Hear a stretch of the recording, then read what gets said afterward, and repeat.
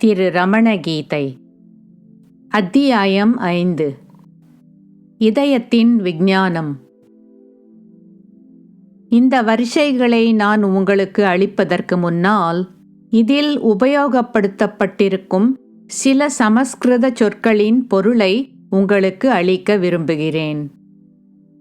முதல் சொற்றொடர் அநாஹத சக்ரா என்பதாகும்.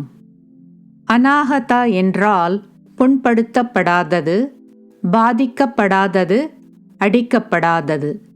அது சமநிலை, அமைதி, மன அலைவின்மை இவற்றைச் சார்ந்தது. சாதாரணமாக சக்ரா என்றால் சக்கரம் அல்லது வட்டம் என்று பொருள். ஆன்மீகத்தில் சக்கரங்கள் என்றால் பண்டைய தியான வழிமுறைகளில் உபயோகப்படுத்தப்பட்டுள்ள நுண்ணிய உடலின் பல முனைகளாகும். அநாஹத சக்கரம் என்றால் இதய சக்கரம். இந்துத்துவ யோக பாரம்பரியத்தின்படி அது மிக முக்கியமான சக்கரங்களில் 4வதாகும். இன்னொரு சொற்றொடர் சஹஸ்ராரா என்பது 1000 இதழ்கள் கொண்ட தாமரை மலர் என்று குறிப்பிடப்படுகிறது. அது கிரீட சக்கரம் என்று அழைக்கப்படுகிறது. மேலும் பிரக்ஞை உணர்வை பொறுத்தவரை அது இருப்பதற்குள் மிக நுண்ணியமான சக்ரா என்று சொல்லப்படுகிறது. அதோடு இந்த சக்ராவிலிருந்துதான் மற்றவை எல்லாம் எழுகின்றன. சுஷும்ன நாடி என்பது ஆன்ம ஞானத்திற்கு நடைபாதையாகும். விழிக்கப்பட்ட சக்தி கிரீட சக்கரத்தை அடைவதற்கு இது ஒரு வழிபாதையாகும்.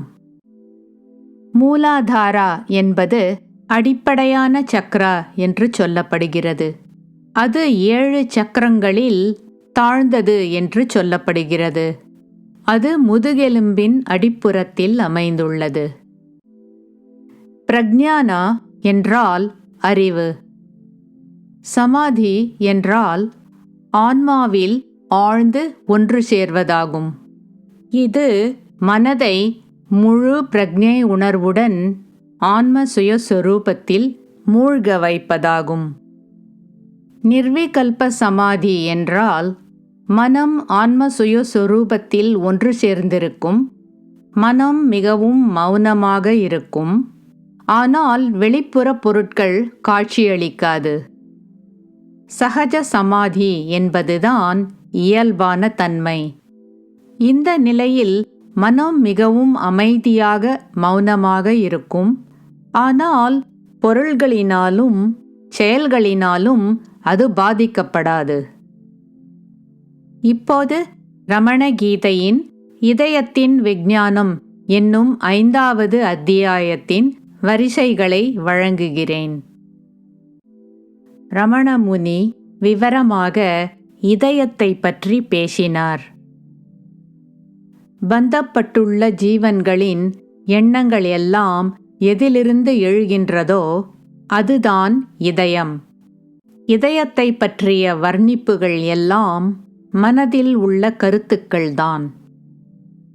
சுருங்கச் சொன்னால் நான் எண்ணம்தான் எல்லா எண்ணங்களின் அடிப்படையாகும்.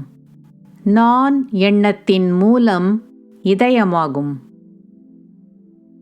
இதயமானது அநாஹத சக்கரத்தின் இருப்பிடமானால் பின் யோக பயிற்சி மூலாதாரத்தில் எப்படி ஆரம்பிக்க முடியும்? இதயம் என்பது இரத்தத்தை இறைக்கும் விசைக்குழாய் இல்லை. ஹிருதயம் அல்லது இதயம் என்றால் இதுதான் நடுமையம் என்று பொருள். எனவே அது ஆன்ம சொரூபத்தை குறிப்பிடுகிறது. இதயத்தின் இருப்பிடம் மார்பின் வலது பக்கத்தில் உள்ளதே தவிர இடது பக்கத்தில் இல்லை. பிரக்ஞை உணர்வின் ஜோதி அல்லது பிரகாசம் இதயத்திலிருந்து சுஷும்ன நாடியின் வழியாக சஹஸ்ராரத்திற்கு செல்கிறது. சஹஸ்ராராவிலிருந்து பிரக்ஞை உணர்வு உடல் முழுவதும் பரவுகிறது. அதன் பிறகு உலகத்தின் அனுபவம் எழுகிறது. அந்த உணர்விலிருந்து வேறு என்று நினைத்து கொண்டு மனிதர்கள், ஜீவன்கள், பிறப்புகள், இறப்புகள் என்னும் சக்கரத்தில் மாட்டிக்கொள்கிறார்கள். ஆன்மஸ்வரூபத்தில் அமிழ்ந்து இருப்பவரின் சகசிராரம் வெறும் ஜோதி பிரகாசம்தான். அதை அணுகும் எந்த எண்ணமும் ஜீவிக்க முடியாது. பொருட்களை பார்க்கும்போது கூட அவை மிகவும் அருகில் இருப்பதால் அது யோகத்திற்கு தடங்கலாக இருப்பதில்லை.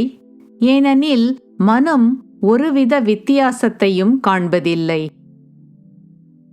எந்த நிலையில் பிரக்ஞை உணர்வு பொருட்கள் உணரப்படும்போது கூட மிகவும் உறுதியாக இருக்கிறதோ அந்த நிலைக்குதான் இயல்பான தன்மையான சகஜ சமாதி என்று பெயர். நிர்விகல்ப சமாதியில் வெளிப்புற தோற்றங்கள் இருப்பதில்லை. முழு பிரபஞ்சமும் உடலில் உள்ளது. முழு உடலும் இதயத்தில் உள்ளது. எனவே பிரபஞ்சம் இதயத்தில் அடங்கியுள்ளது. பிரபஞ்சமானது மனதில்தான் உள்ளது. மனம் என்பது இதயத்தை தவிர வேறொன்றும் இல்லை.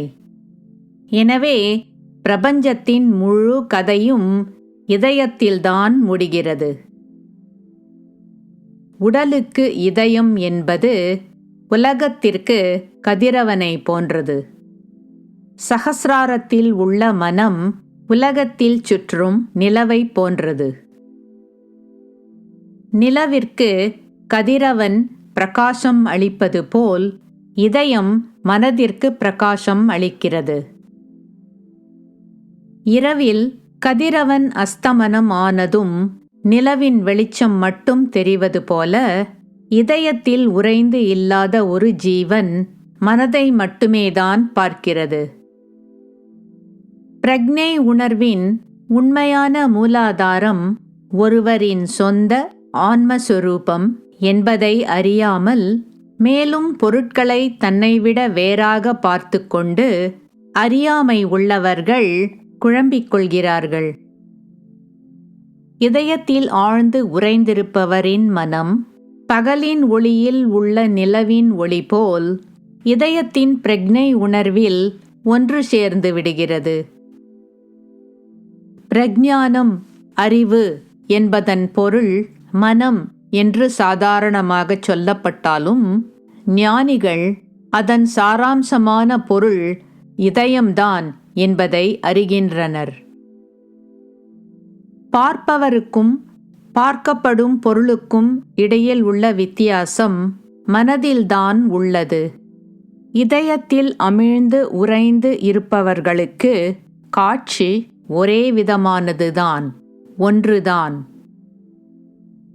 மயக்கமடையும் போதோ தூக்கத்திலோ அளவுக்கு மீறிய மகிழ்ச்சி அல்லது துயரத்திலோ மிகுந்த பயத்திலோ எண்ணங்கள் வலியுடன் அடக்கப்படும்போது மனம் அதன் மூலாதாரத்திற்கு திரும்பிவிடுகிறது. அதாவது இதயத்திற்கு திரும்பிவிடுகிறது. இவ்வாறு இதயத்தில் ஒன்று சேர்வது உணர்வில்லாமல் நிகழ்கிறது. மனிதர் அதை அறிவதில்லை. ஆனால் ஒருவர் தெரிந்து கொண்டே உணர்வுடன் இதயத்தில் நுழையும்போது இதற்குதான் சமாதி என்று பெயர். அறியாமலும் உணர்வுடனும் செய்வதால்தான் பெயர்களில் வித்தியாசம் உள்ளது.